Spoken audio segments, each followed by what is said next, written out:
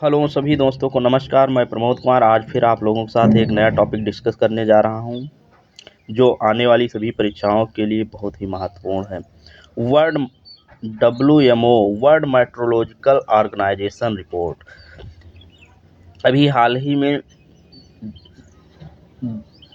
WMO ने एक report जारी की है जो जलवायु परिवर्तन से संबंधित है।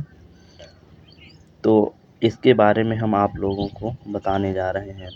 सबसे पहले WMO के बारे में कुछ जानकारी आप लोगों को देते हैं। विश्व मौसम विज्ञान संगठन एक मौसम विज्ञान संगठन है जिसे 11 अक्टूबर 1947 में हुई संधि के बाद 23 मार्च 1950 को स्थापित किया गया था।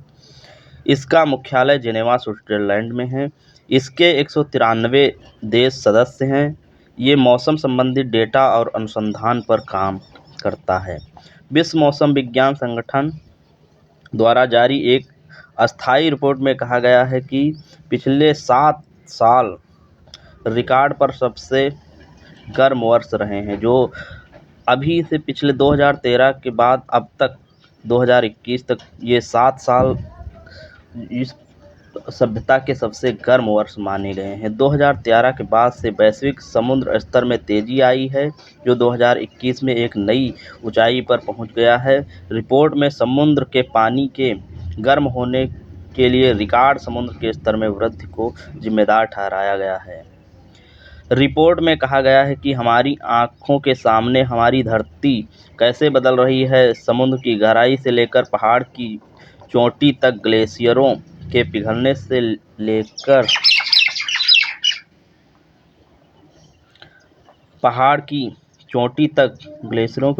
लेकर लगातार चरम मौसम की घटनाओं तक दुनिया भर के इकोसिस्टम तबाह हो रहे हैं।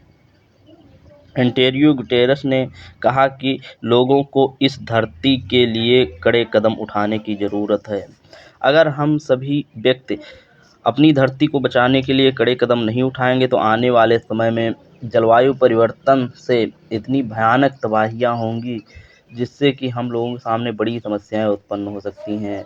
और हम इस बार देख ही रहे हैं कि लगातार 7 सालों से गर्म वर्ष होने के कारण फसलों का उत्पादन भी घट रहा है। इसलिए हम लोगों को बहुत ही सावधानी पूर्वक